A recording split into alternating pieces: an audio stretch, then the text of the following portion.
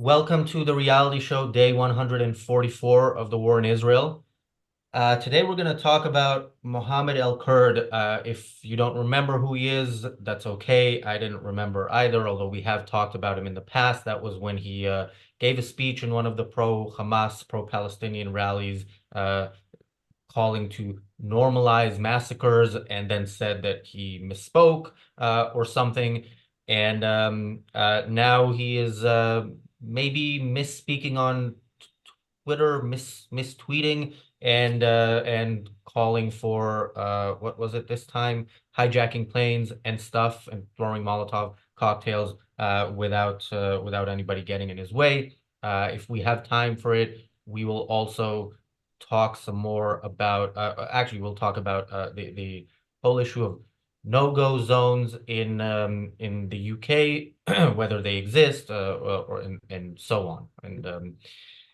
But first, we're going to talk about Lee Anderson. So Lee Anderson, I'm going to rely heavily on you guys for much of this. Lee Anderson is a politician, a member of the British Parliament from the Conservative Party, who said that Sadiq Khan is controlled by Islamists.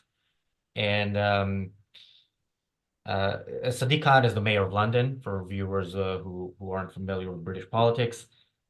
And yeah, he got in trouble. He got kicked out of the Conservative Party, and he's standing by it. Now, again, I will rely on you guys, but from what I can tell, Lee Anderson is one of those people who, the fact that somebody's against bad guys doesn't necessarily mean he's a good guy. But we will get into that. I'm joined by Marco, Richard, and Morgan.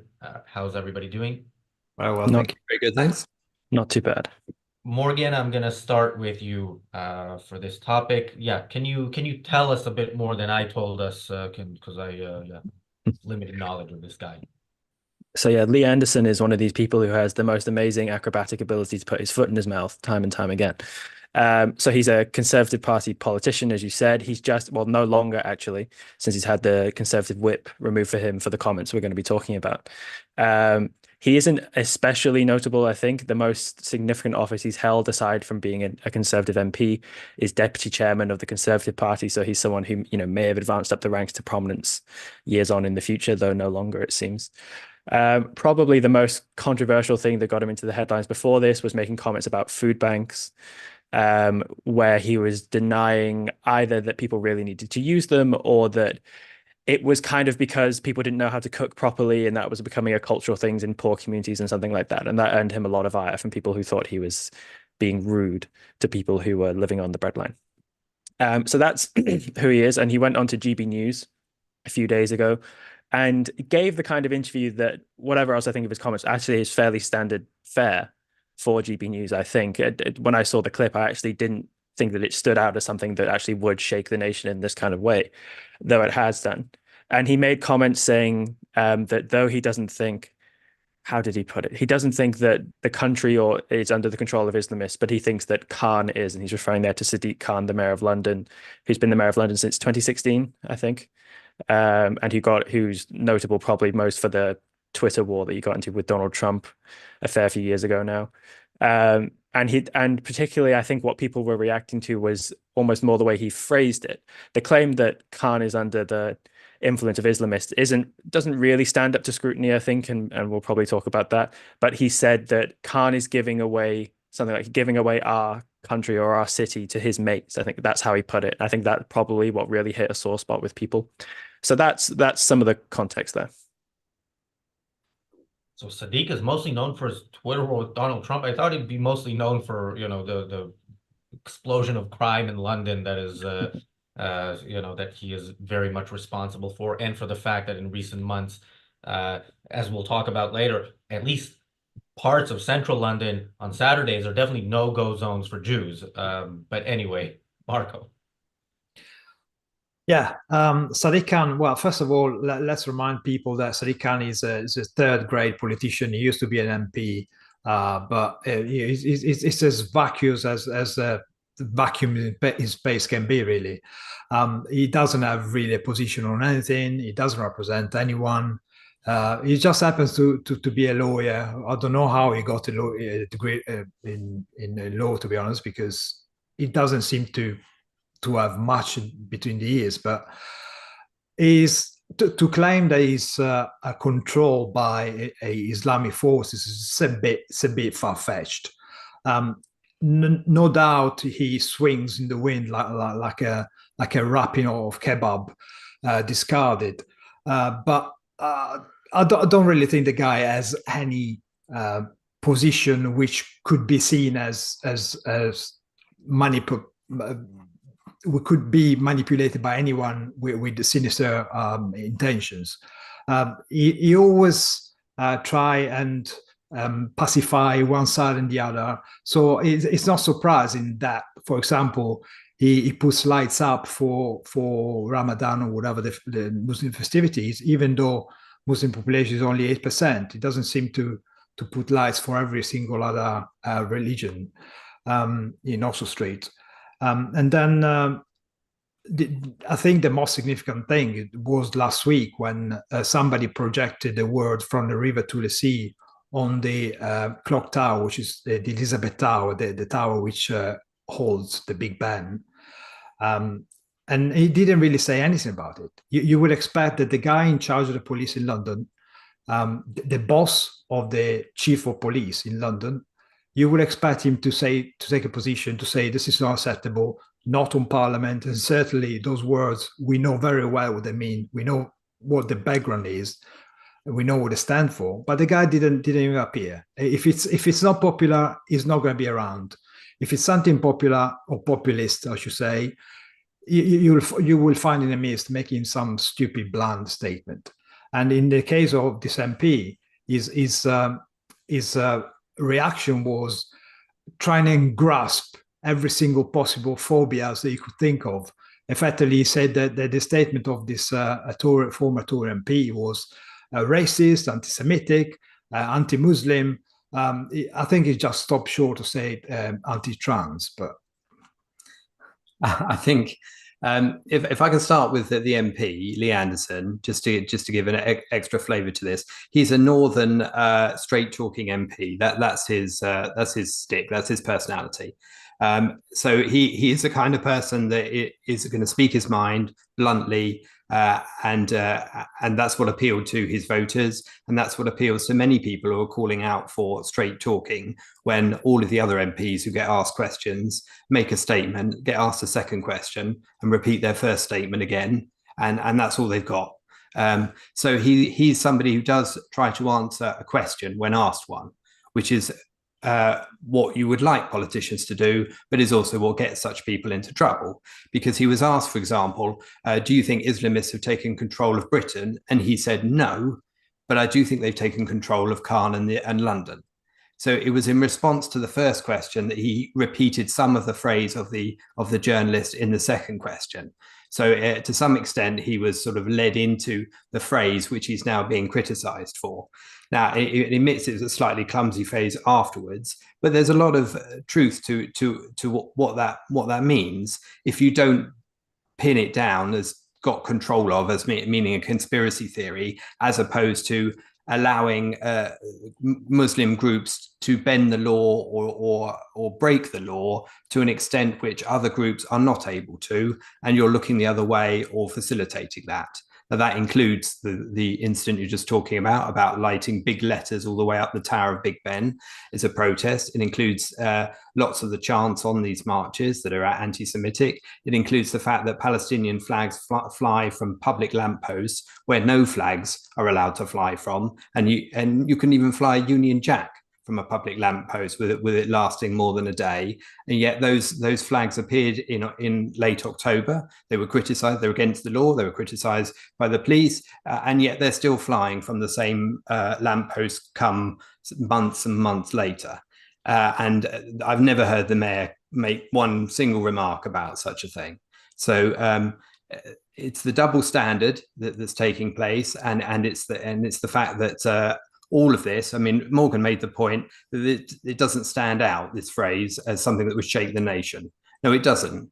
And it's being used it's been suddenly we've got to find something to distract from all the other stuff that's going on the streets and in Parliament, including with the Labour Party, as I'm sure we'll talk about later in the episode. So they've picked on this and used it as an excuse and a distraction and a cover. And largely it's working. Yeah, later this week, we're going to talk about the the Rochdale by-election, where there's a good chance. I don't know how good the chance is. I haven't seen the polls, but there's a chance that George Galloway will be elected to Parliament. And I look at that and I think this is a shame. This is a shame with these people who are against something bad, but are not necessarily clear on why and what they are for. Because there are no shortage of people who you can say are, if not controlled by Islamists, Islamists themselves or supporting Islamists. Sometimes you actually believe in it rather than are controlled by it. And yeah, Sadiq is not good by any stretch of the imagination. He's terrible. But he is, yeah, as Marco said, he doesn't have a clear ideology in any direction whatsoever, and he doesn't have and there's so much to criticize him on that this is such an unfortunate distraction in a direction that's not clear why. And from the little that I can tell about Lee Anderson, I mean, he was a member of the Labour Party, and then he was suspended by Labour, and then he became a conservative, and he had all sorts of statements in his past about all sorts of groups that yeah, he's I think Morgan put it well. I don't remember exactly how, but something about his foot in his mouth. You don't know what I said, but I said it pretty well. I agree. Yeah, exactly. Yeah, I think I've taken a book out of the Lee Anderson School of Rhetoric. So, but yeah, it's unfortunate because this is really again, people like Sadiq Khan, people like the many Islamists and Islamist sympathizers in the UK deserve to be to be criticized and criticized in the right way for what they actually are and not for what they're not. Thank you, Robert, for the super chat. Robert says, sometimes it's hard to believe that the British Empire was once the center, the engine, the height of Western civilization. Rest in peace, Victoria. Morgan. I think the real issue at the root of this, and what part of what the controversy that's been stoked has been around one, the idea of Islamophobia, because what he's been criticized for is Islamophobia, including by Sadiq Khan, who wrote an article, was it in the Evening Standard, something like that. So I want to get to that, and also it's revived a debate I think it's basically been dormant for a few years about multiculturalism, so we'll talk about that a bit as well. But just a little bit more context. So Rishi Sunak sort of condemned his comments as wrong, but stopped short of saying that they were Islamophobic. Lee Anderson has now said that he's potentially going to join Reform UK, but he's not sure. He doesn't want to commit himself to it. Who is the kind of the remnants or the reforming of effectively of UKIP? I think UKIP still does basically exist, but that's kind of, I guess, their new avatar, if you want to think about it that way. So that's some of the context, and Keir Starmer's made a lot of hay of this, of condemning Sunak as being cowardly. And I think Sunak's response is a bit strange. I think the Conservative Party has refused to take the whip away from MPs who have made more controversial comments, or comments which would be more worthy of being punished in some way. And I think basically Sunak's got an eye to the upcoming election. I would really like to bystep all of this as much as he can. It's going to flare up in the news, and he's hoping it's going to go away in a few days if he withdraws the whip but doesn't say it's Islamophobic, because if he says it's Islamophobic, he'll upset the right. If he withdraws the whip, he hopes he can placate, the more left-leaning people. I think that's probably what's going on. And so then, as I say, this whole debate is raged about whether it's Islamophobic or not, whether Islamophobia is a deep kind of bigotry in the UK. And something that's interesting, and which I think is actually worthy, although this idea is getting condemned, was something that I saw, I think, originating from Kemi Badenoch on Twitter, where she was saying that she doesn't use the terms Islamophobic, basically because it's a smear, and I think there's a lot of credence to that idea. But she uses the phrase anti-Muslim prejudice or anti-Muslim hatred. And I think that actually is a good distinguisher for distinguishing when there's real acts of violence or prejudice in some way against Muslims from Islamophobia, which is a real term that gets which is a package deal of those legitimate instances, and then also of people who want to make criticisms of Islam. So I think that's something that's raging on at the moment as well, which people should be aware of. Yeah. Oh, just quickly. So yeah, Reform UK, Reform Party, whatever they're called. They were the Brexit Party, right? The Brexit Party was formed out of, yeah, I also think UKIP still exists, but pretty much, most of UKIP moved to the Brexit Party. I supported the Brexit Party. It was a one issue party, and I was with them on that one issue. But they were against something that I think one was right to be against. What they're for, I'm still not fully sure, although I'm guessing it's some sort of reform. Marco. Yeah. Going back to the Islamophobia issue, you're right, Morgan. I mean, this is a purely electoral issue right now, and the main party, both Keir Starmer on the Labour side and the Prime Minister Rishi Sunak on the Conservative side, are actually trying not to scare the horses, try not to upset the electorate by taking any significant position.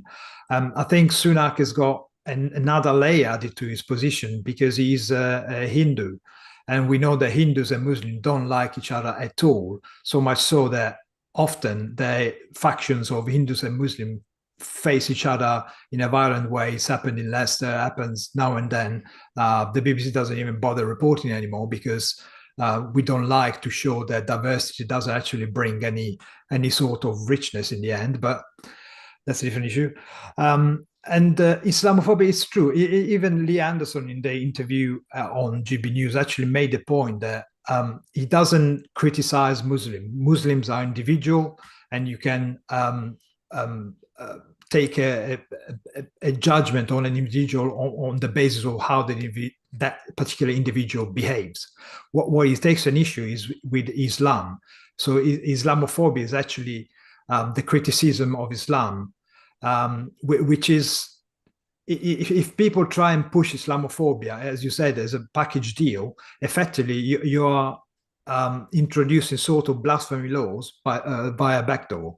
So if you cannot criticize the silly idea that Islamists seem to have and push, and the kind of violence and death that we've seen unfolding in the Middle East, we cannot be told, well, actually you criticize Islam, therefore you criticize as an individual, you are anti-Muslim, anti somebody, so you discriminate against the person.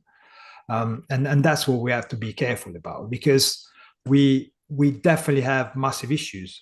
And also, if you sweep all this issue under the carpet, like the main party seems to want to be, because it's too thorny an issue to tackle, we're going to end up like Europe, which is being pushed to the far right. The far right is not shy about taking this issue and riding on it. And we definitely don't want to have a default win of the far right. The word Islamophobia has so many problems with it, not least even the end of the word, even the phobia part of it. To some people, that means fear, or synonymous with fear. And to some people, it means irrational fear. Now, there's already two totally different things. And of course, Islam, as Marco pointed out there, is the religion as opposed to the person itself. And it's the law within the country, the free speech law, that you can criticize any religion and people with no religion. But that is the term that they're trying to foist upon us. And all of the other parties, all of the left-wing parties, have defined a certain definition for what Islamophobia is. And they keep calling out the Conservative Party for not being forced into agreeing to the same definition, or not offering their own alternative for them to then criticize. And the Tory party so far has held out against that, while also promising to do it as well. So hardly taking a position as the Tory party is wont to do.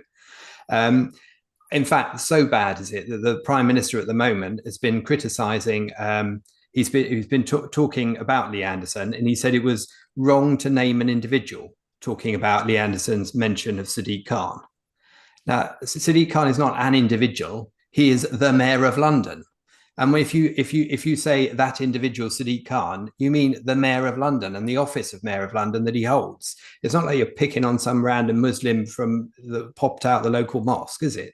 So it's already that comes across as deeply, deeply weak. And as you say, it's kind of this fudge that's going on between trying to appeal both to those who are the Muslim vote on the one hand, or the possible Tory end of the Muslim vote, and also not trying to scare the horses when it comes to everybody else in the middle.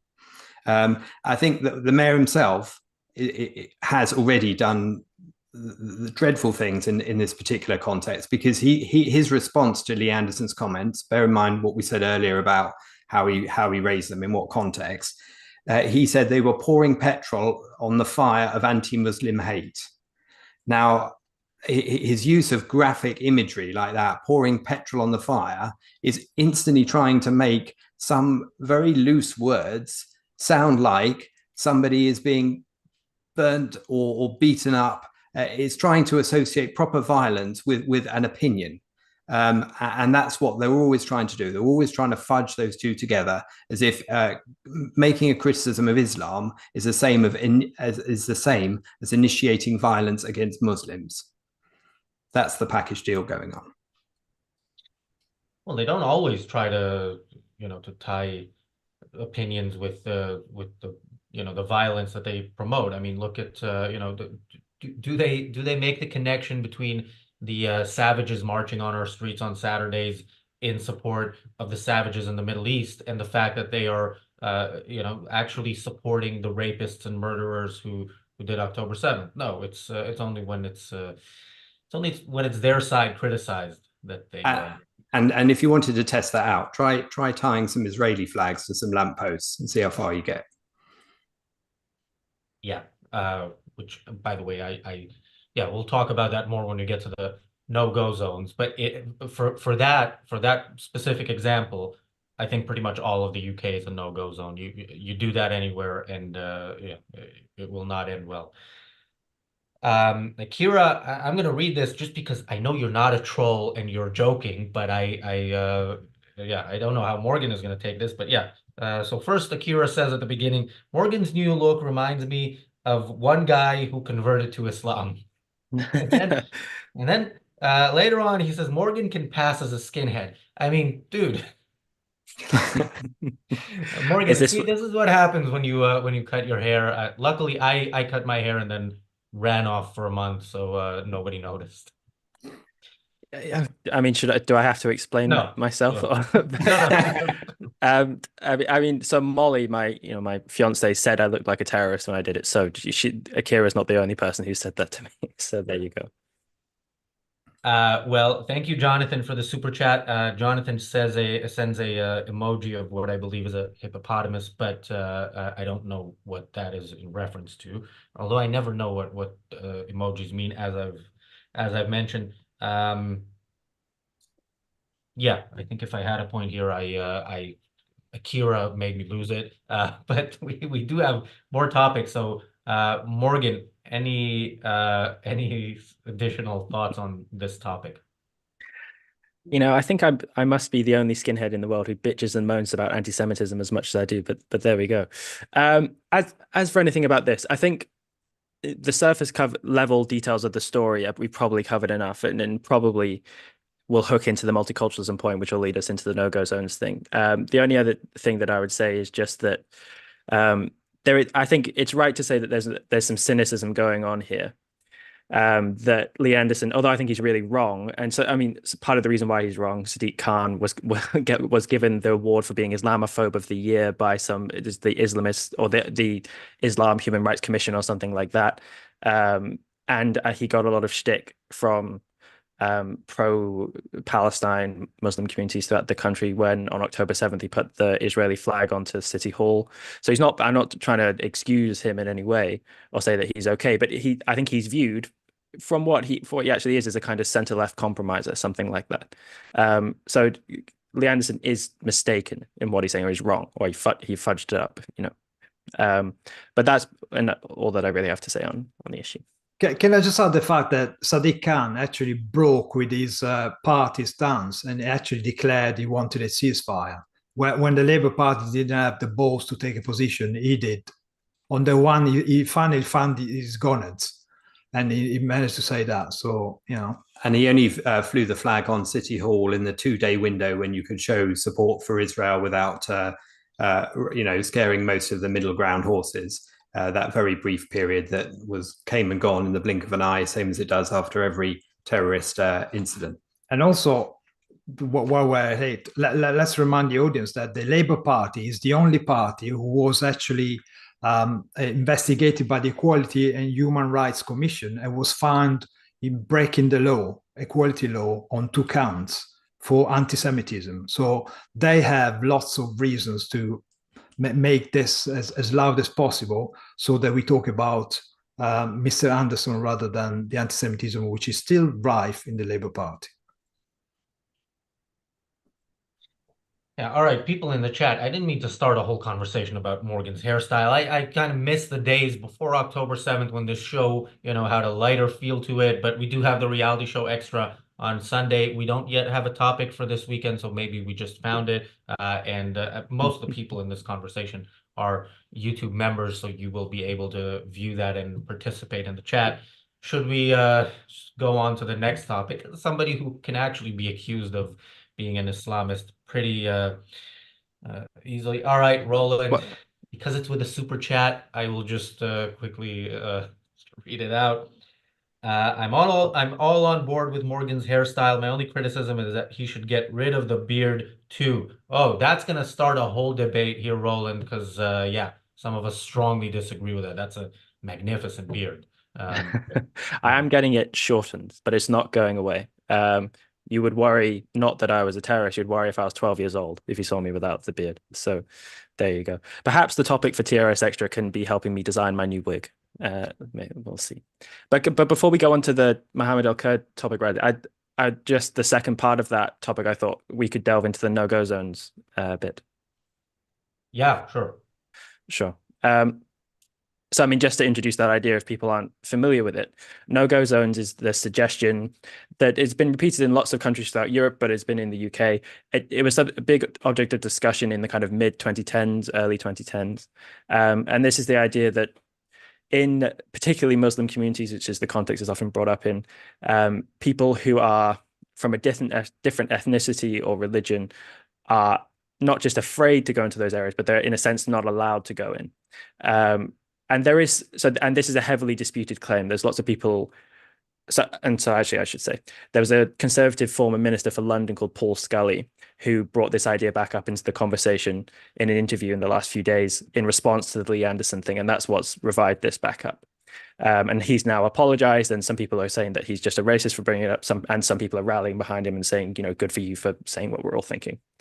And there are some videos from the early 2010s, mid 2010s of, I guess what you would say were young Muslim men who were doing a kind of vigilantism where they would kind of go on patrols, quote unquote, around their communities, and they would enforce a kind of, Muslim morality law. And this was in the bad days of Anjem Choudhury being quite significant in a way that he isn't anymore. And I think that was why they were getting some of their fervor from. And that's extra legal activity. They're not allowed to be doing that. And they would confiscate alcohol from some people. So some of the evidence suggests. And I want to hear what you guys think about it, because I do have some criticisms of this idea. But there is some evidence that this kind of thing was going on about 10 years ago. And part of the reason why I'm saying it's in the past is the early part of my life was spent in the English countryside, where that's very much not going on. And then I've lived up here in Edinburgh.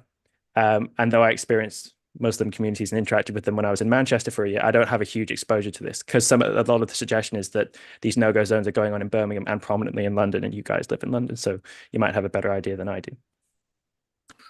Yeah, I'm not aware of any no-go zones because of Islamic reasons or whatever. I'm well aware of zones I do not want to go to, but that's a different issue. That's a personal choice. I know that for certain communities, especially Black communities, kids find it very difficult to cross postcodes. There are gang based on postcodes, but it's very much a localized thing among a certain portion of a small community. So it's not really a phenomenon as such. It's more criminality than anything else. Yes, there was an issue, I think 10, 20 years ago, about no-go zone areas where even the police wouldn't respond if you called them. But that's probably very localized in certain council estates. American call them projects, don't they? It would be very much localized, and I don't think we have issues like that at the moment. I think one of the relevant things here is the term no-go zone, which has been a phrase used, for as long as I've been alive, to be honest, but it's not meant what is now being said to mean. It's just meant an area where it's not a good idea to go. When people use the phrase, sometimes they might mean it in that old sense, which is if you go, south of that bridge or across that road there, then you're likely to be mugged. For example, it's a no-go zone. Don't go there. So it's not like there's areas of London which are like, some parts of anarchist, is it Portland, Oregon, or whatever, where the police won't go or anything like that. However, if you are, if you're, say, a woman who's wearing makeup and has got a shorter skirt, you might not want to go right through a Muslim area for fear of being shouted at or treated badly by the population that live there, by the Muslim population that live there. Similarly for gay men, for example, or whatever. So all of that might not require vigilante gangs. It might not require people patrolling the streets and intimidating in that way. It's now 13, 15, 20 years on, depending on when we're talking about, since the incidents you're talking about. It's now so pervasive that everybody knows what people think. And so they either don't go into an area for fear that that's going to happen to them anyway, or they take the chance and go in and it does happen and no one cares because it's so prevalent. So they do become no-go areas from that point of view, and people will deliberately decide, I'll catch the tube from this place in town to that place in town in order not to have to walk through this street or that area or this particular block. And Paul Scully, he mentioned in London the area Tower Hamlets. I think, did you guys say you're not very far away from there? Tower Hamlet is a whole borough. I mean, if you go to the south of it, especially towards the river, it does feel like you are actually in the suburb of Tehran during a riot. I mean, the level of rubbish in the streets and the kind of market stall you see and the population are very much monocultural. So much for diversity. But again, I don't think they are beyond civilized. I mean, you still places where you can go to. Of course, you probably would choose not to, but nothing stops you. If you have 2 or 3 friends, it's not, I don't think it's a problem at all. This is a problem with damning all of London or even all of a borough with a single remark, because I think he was referring to a part of Tower Hamlets. Because one of the parts of Tower Hamlets is where Canary Wharf is and all the skyscrapers of the second financial centre in London, second to the city. And Tower Hamlets is right next to the city itself, where again a load of tower skyscrapers are and the financial district is. So, but that's the nature of London, is that you cross a particular road and you suddenly go from some undefined, unofficial, stated area where loads of people live, one ghetto, if you want to use the term, to the next ghetto. And you even if you'd never been to London before, if you were a complete stranger to the city, you would suddenly detect this has changed dramatically as I cross this road or turn that corner. And you would, depending on who you are and what your purpose is, you might retreat or you might take a different route. It's wandering out of a part of town where you can feel comfortable into one where you can't, unless you know it a bit. Now, any Londoner who is a little bit more like a New Yorker and is more likely to just go anyway, is going to go anyway. So, it doesn't mean they can't go, but it does mean that it takes somebody with some presence and some self-esteem, some confidence, let's say, to choose to. So just on the previous topic, Apollo Zeus, I haven't heard this, but Apollo Zeus says they call Lee Anderson Leanderthal.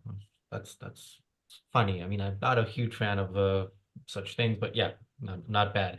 But back to this topic, Akira says, I said he could pass as a skinhead in the context of the far right growing in the UK. This is on topic because I mentioned how after October 7th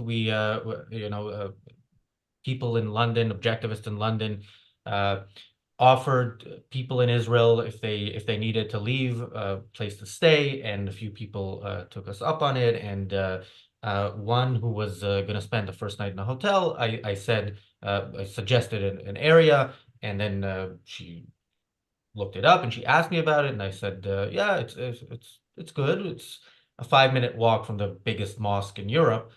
And then she didn't like that, and I said, look, I go there, I'm perfectly safe, and she said, well, that's because you look like a Muslim. So yeah, in the context of no-go zones, I mean, yeah, I agree with Richard. A no-go zone, it again depends on how you define it. Is it an area that as soon as you step there, you're dead? Because I don't think there is any such place in this country. Or is it an area that if you know what's good for you, you're going to avoid? And I think there are such areas, and there are such areas in Tower Hamlets. There are, I think, between where I am and where Marco and Richard are, which is, I don't know how many miles, but yeah, it feels like many, but I don't think it's that many. Yeah, we're nearly in Scandinavia. Yeah. Yeah. I think it's possibly 4, but yeah. Yeah, and within those 4 miles, there are areas that I would absolutely avoid.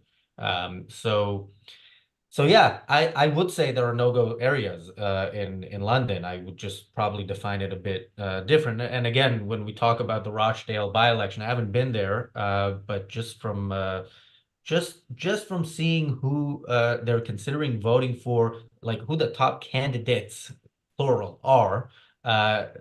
I think of that as not really the place where I'm going to spend a nice weekend getaway anytime soon. Morgan.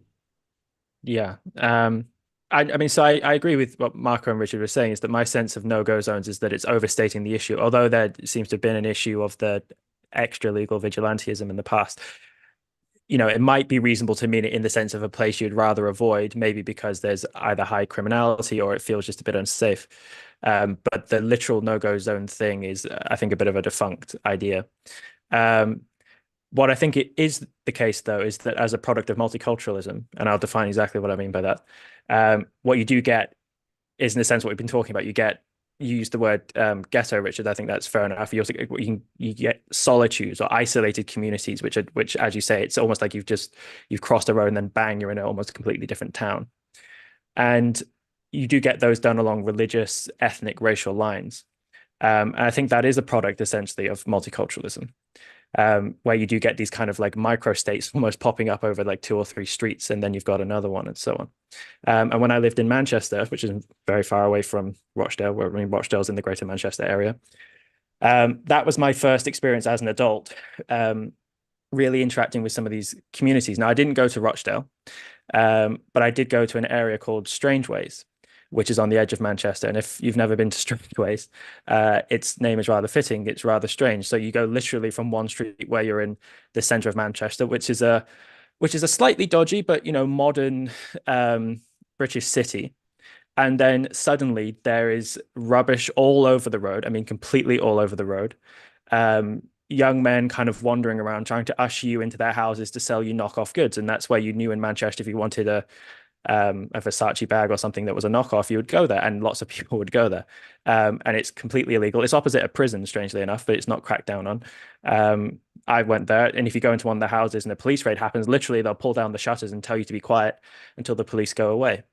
And it was like stepping into a completely different country, a country where there was a much greater deal of lawlessness. You felt a tremendous deal of threat. whilst you were there. It felt very dodgy and unsafe.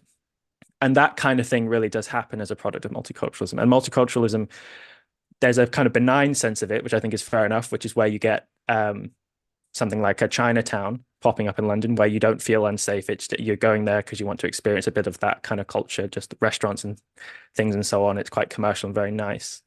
And then there's the sense in which that you can't judge any other culture. So British culture, in a sense, is no superior to any kind of foreign culture that's coming in, and people shouldn't have to integrate into the British culture, and therefore you get these kind of pocketed communities popping up, which have nothing to do really to do with each other, and breed, in a sense, their own culture that's there. And I think that's really negative, and I think what that relies on when people talk about it is undermining the idea of judging.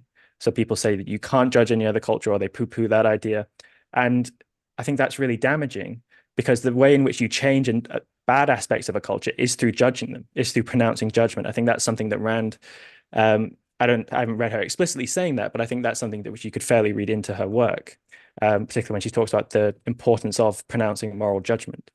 When British culture involved slavery, you couldn't have changed that or removed that really horrible aspect of British culture without pronouncing judgments. If you couldn't do that, you'd say, oh, that's the way of the slavers. We have our way, they have theirs. Then you can't get rid of it.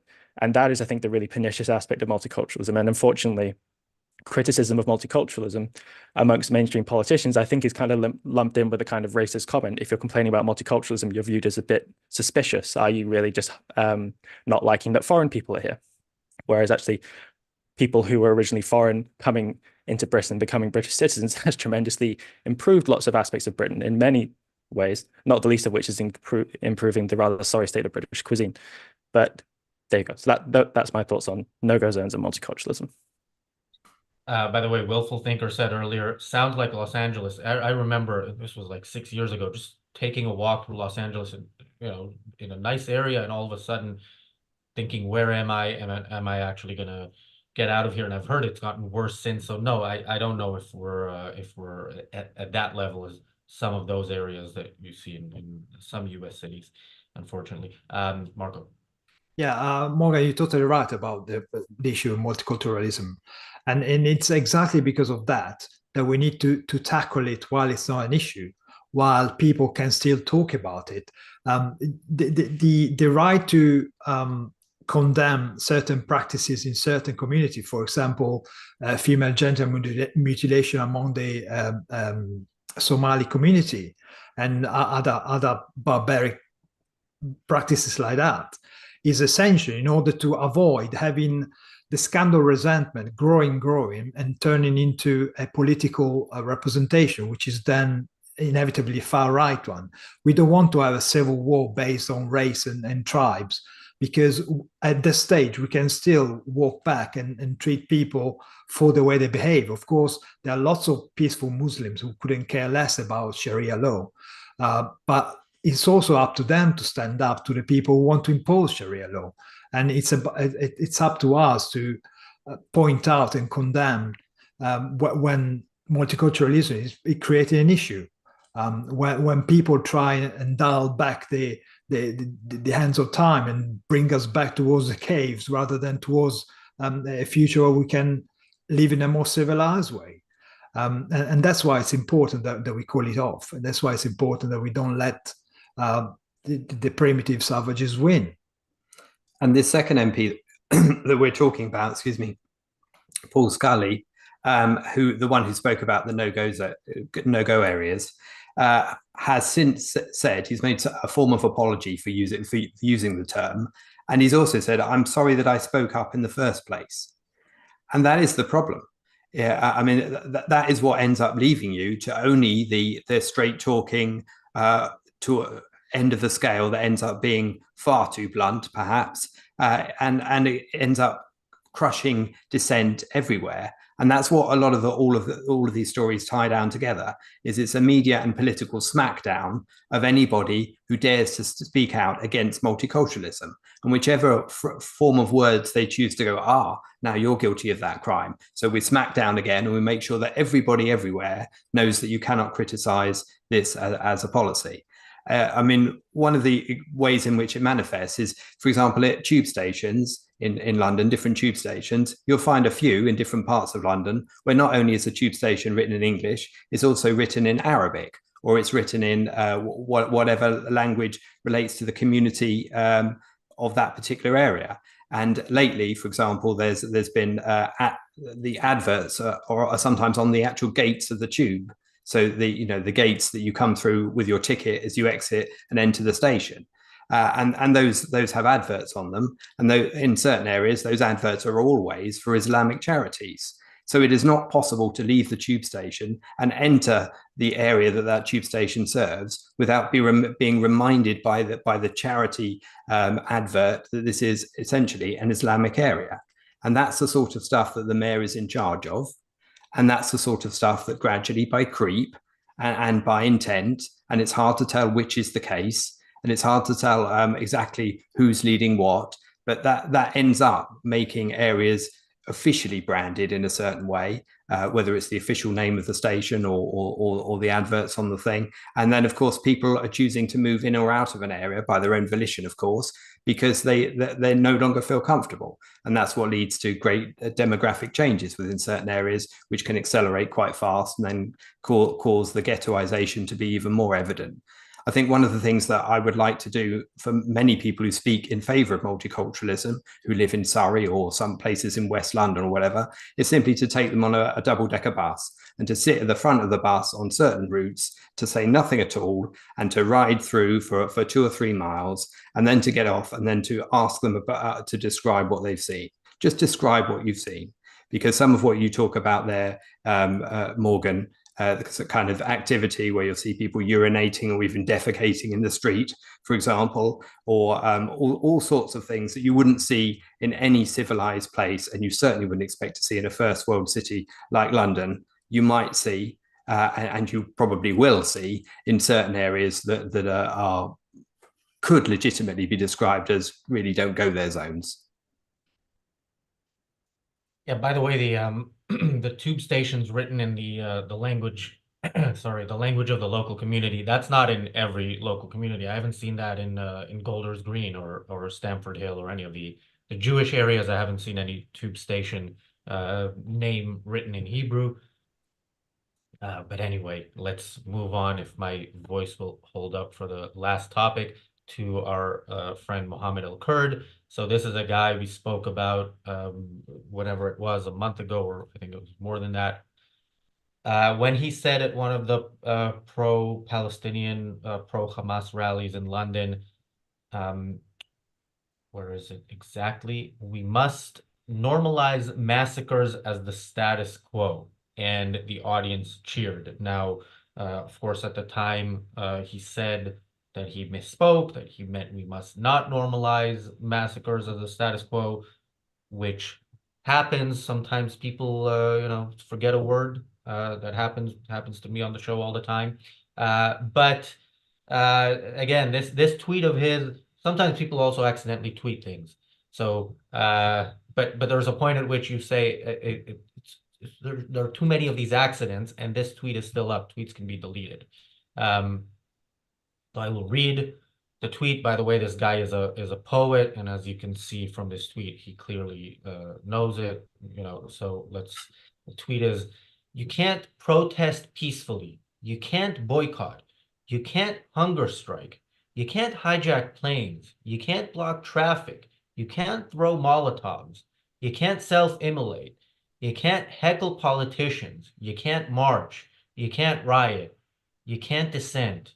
You just can't be. It's beautiful, really.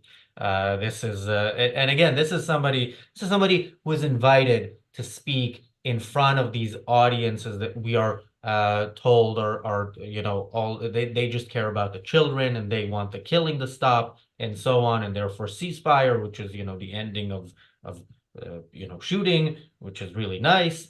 So yeah, there are things within here that actually, yeah, there are things within here that can sound semi kind of okay, and then there are things here that he is basically complaining that people are getting in his way when he wants to murder people, which is what, hijacking planes and throwing Molotov cocktails is. All right, I'm gonna go counterclockwise this way, at least as y'all appear on my screen. I don't know if it's the same for YouTube. Richard. Okay, well, Marco and I were on the show when we discussed before the normalizing massacres comment, and the relevant fact there, as I remember it, was the fact that the crowd cheered this comment. Not that even if you took his slip of the tongue as the truth, the response to the crowd were hearing what he actually said, not what he intended to say, and cheered it. And of course, the tweet is probably no different. You may not hear the cheers, but you could probably see the cheering tweets or those people who do cheer his tweet, because it's hard to know. Is he genuinely taking the mick? Is he trying to make an equivalence between marching on the street and hijacking a plane? Is he just being provocative, or is he just being an idiot? And all of those are possible, and they're not mutually exclusive. Marco. I mean, yeah, civilization is such a drug, isn't it? You destroy. It's a party pooper. You can't have fun anymore. I mean, well, what's wrong with this guy? Somebody who writes something like that can only be an imbecile. Oh, sorry, I misspoke. I meant a cretin. And you can't even argue that. Oh, my finger slipped. I'm missexed. Typing all that thing down. It's like these clowns really make life enjoyable, don't they? Yeah. By the way, Richard, on your point, I do think he is kind of saying, look, I can, supposedly I could get arrested for saying we should normalize massacres or we should, be allowed to hijack planes, but I can put it in a tweet or put it in a speech, somewhere in the middle, with nobody noticing, but of course everybody notices and get away with it. That's kind of how I see it. Just like the protests themselves and the chants from the river to the sea that call for the extermination of the Jews. They're not allowed, and they go by, and the police stand there and watch, and then explain on Twitter why it's okay. Morgan. I read quite a lot of poetry, but I'm not fond of his sort of paltry free verse efforts here. I'm not sure what to make of this tweet, to be honest. So when I saw this come up, he's been tremendously criticized for this tweet, and rightly so. And I have a sense that because he hasn't tweeted, although he tweets normally quite prolifically, this is the last tweet that he sent. He's done a couple of reposts since, but he's not tweeted since. And I get the sense that he's done this and is waiting to reveal the curtain on us or something and tell us how our response to it is evidence of some kind of problem. That's my best guess. If it isn't a joke or an attempt to get attention, then what I'd have to say it is someone who is completely morally insane. The idea that you could view hijacking planes as some kind of legitimate form of protest, and also, and just to say, people picked up on the hijacking planes point on Twitter, but nobody mentioned the fact that he's talking about Molotovs and rioting as well, as if those things are any better. Those things are also violent. So, if this is a genuine tweet from him, then this is someone who should be just completely drummed out from serious consideration at all. This is it done. He managed to cover up his slip beforehand, saying we should normalize massacres by saying, no, I meant to say we shouldn't normalize massacres. Suddenly, I'm not so inclined to believe him. When we spoke about this last time, it was kind of plausible. Yeah, you can make a mistake at the end. He seemed a bit nervous. It doesn't seem very credible anymore, does it? I seem to remember reading somewhere Rand made an example of somebody who says they're against murder, bubonic plague, and my mother-in-law's nagging. And what they're really saying when they say that is that they're moaning about their mother-in-law's nagging, and the other two, anyone listening to that is going to hear the one that doesn't fit the others. Even if he's trying to do something like that here, where he's intending to say, look, we can't protest in the way we want to, we don't have free speech. Well, that is patently untrue and demonstrably untrue every Saturday, every Wednesday, and even Big Ben has it written on it. Yeah, and we're kind of treating this humorously, but again, this is like if we actually look at who this guy is, what he stands for, it's not funny. It is, even all the things he describes in this in this tweet, or the most violent of them, uh, are in some way not as barbaric as what the people he supports did on October 7th in the massacre that he wants to normalize. So yeah, this is every time one of these people speaks, it should be a wake-up call that shouldn't be needed already, for the West to take note of the enemy within. And on that positive note, I think we need to wrap up. Morgan, where can people find you other than this show? You can find me on Twitter. It's at Morgan Carter 98. If you found what I said about multiculturalism interesting, I've got the finished first draft finally of an article about multiculturalism, which is going to be talking about some of my experiences in Manchester and the idea that what multiculturalism is a form of subjectivism that wants to remove the idea of judging, which is what you need to change your culture for the better. So that's going to hopefully be going up in the next few days if I get some time. But the first draft is finished, so you probably will actually get to read this one. But you can find me on Substack, and that'll be linked in the description. And Marco and Richard, where can people find you?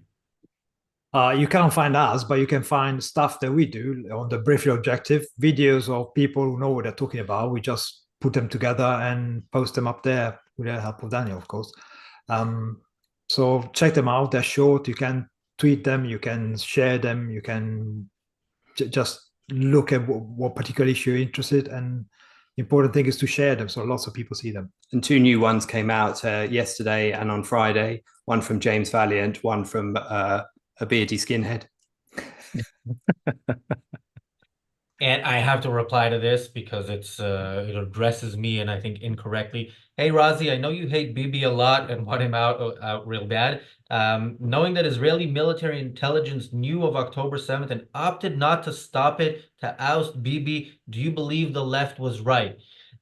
So the idea that they knew and didn't stop it to oust Bibi. Look, Israel has intelligence about stuff that goes on. This was a failure on every level. But Israel has intelligence about stuff that happens and doesn't act, because when it acts, not on intelligence, but on actual acts that the other side does, the world is upset and Israel cares about it. And this is Netanyahu's policy. So Israel should not have acted on the intelligence. They should have acted years before that and done to Gaza much more than they're currently doing to Gaza to make sure it never happens. And Netanyahu was in power long enough that he could have done this and done this in the West Bank and made sure that this never happens in the first place. So it is absolutely on Netanyahu.